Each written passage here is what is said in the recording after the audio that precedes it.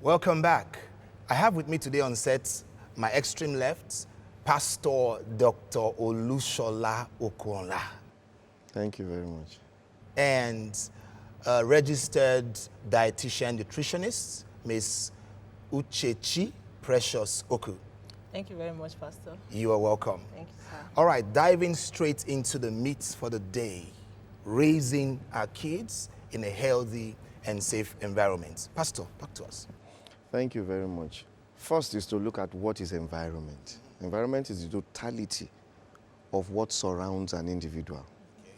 And that means the spiritual, the physical, the social, the economic are all inclusive. And so when you want to talk about a healthy and a safe environment, all these factors must be considered. So when we look at how do you go about it, first is to plan the kind of home the parents want the child to be raised. It cannot suddenly happen. If it suddenly happen, there'll be so much problems along the line where the child is not able to either fit in properly or is wrongly raised. Then when we talk about healthy environment, we are looking at an environment that promotes the optimal health of the child. So these 4 areas I've mentioned must promote the optimal health of the child. So for example, under physical, we have living and non-living. Okay? So various things must be at the back of the mind of the parents. So what kind of house is it? If a house, for example, is tight, full of items, no space, that house will be dirty. There will be danger. Because there is either you are stumbling into something, something is falling down, the child is running into objects, and there is no freedom to express himself. Can even fall on the child. And things can also fall on the child. So we begin to talk of the size of the house. Then we begin to talk about ventilation. So a house that is poorly ventilated will not be optimal for the growth of a child. Sickness, airborne diseases will spread more, okay? And that means there will be frequent reasons to go to the hospital simply because there's no good ventilation. So we'll look at that in that way. There is a biological environment. Some homes have deaths. Some have pets that are harmful. Some have beneficial pets. So that's an environment. So that's a separate one. It's still part of the physical structure. Then you now talk about social environment. What kind of people are in the house? Their character, their attitude, their behavior. If you are raising a child in a house that is ungodly, the child will learn certain words, will see certain things, and begin to practice what is improper right from childhood. And the first set of information that comes to an individual about anything are usually deeply ingrained in the consciousness of the person and of the child. So if there is violence in the house, there will be problems. If there's abuse, either sexual, physical, even watching people being abused. And even verbal abuse. Verbal abuse will cause a problem for the child. Then the child where there is not enough. Economic problems, because economic problem causes a lot of social disruption. It's not just in food. Social disruption where a child does not feel he or she belongs where other children belong, and certain things that are even basic may be denied. So economic environment is there. And of course, the strongest one is the spiritual environment. Who are the parents? Who are they? They can be Christians who function like carnal people. That means they go to church, but everything in that house is about tradition of men. It's about what people do outside the world. So church is a nominal thing. It's just a tradition, something they do. They just do. And so the child is not raised to be spiritually sound. And so what makes a man complete? Just like we say, health is a state of physical, social, psychological, and spiritual well-being. Those 4 components at the end of the day are also going to impact on the environment a child grows. So it will determine whether the house is a house of love or is a house of hatred and bitterness. And then a child can be raised depending on the challenges the child have. A child may have a challenge in a particular area and is raised to be degraded. Oh, you don't know anything. Is that what your mates are doing? The child has a challenge. And then is raised not to maximize his advantages, but is raised to maximize the so-called disadvantage. Focus. And focus on those things.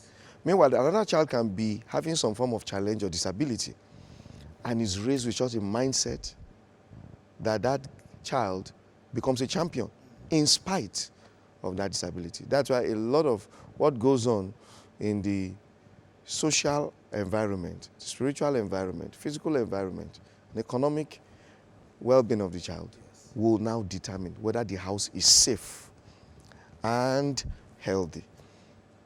The attitude of the parents to health, for example, every time the child has a challenge, go to the nearby chemist, go to the nearby this, go to the nearby that.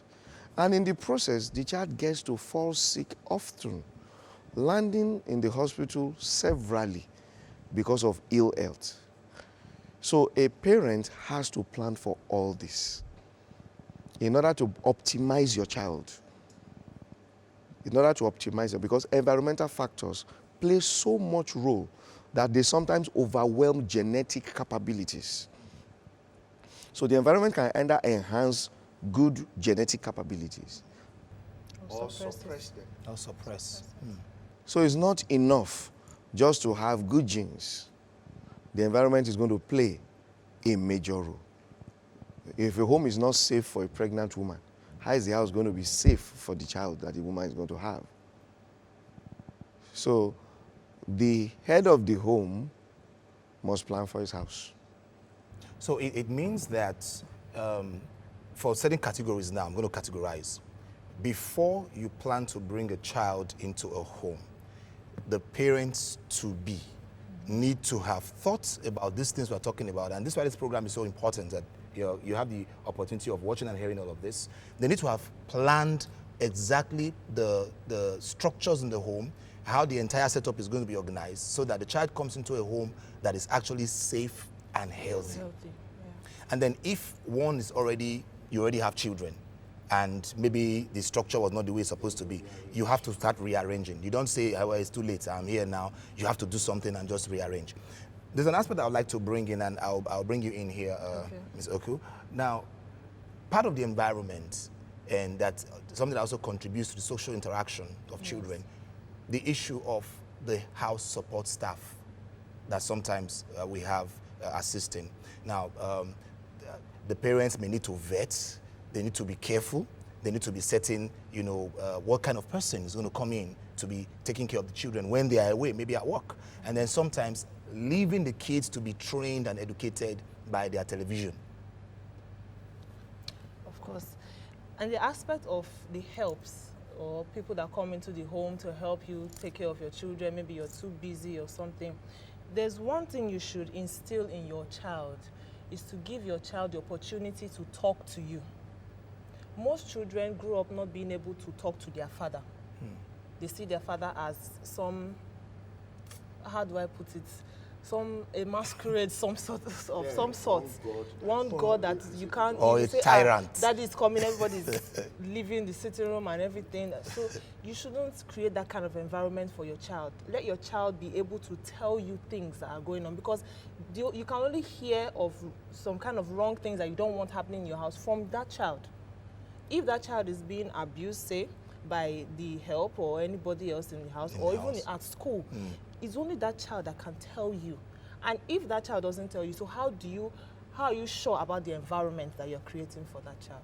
So one, you should let your child be able to relate to you. Talk to your child. Let him or her have that confidence to tell you stuff, to tell you, okay, this is what happened in school today, this is what happened at home today, and everything. And then on the issue of television, leaving your child to watch TV, especially in these times that we're living in, it's not really regulated, because even the cartoons or whatever that they watch, there are people.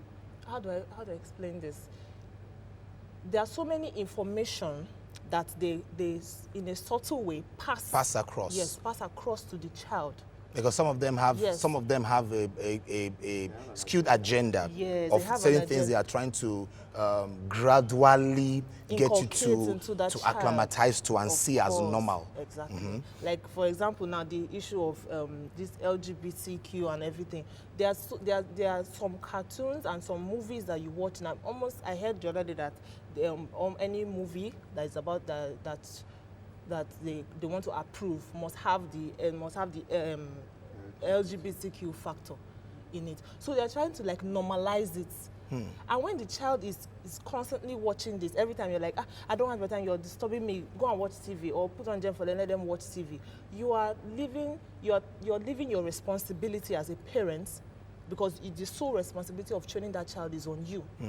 The responsibility was given to you by God to train up that child in the way it should go. But now you're putting it in the hands of others that don't have a good motive for that child. So it changes the mindset of that child. And it's not Just hold that thought. We're going to be going on a short break right now, and when we come back, we'll continue our discussion, raising your kids in a healthy and safe environment. We'll be right back.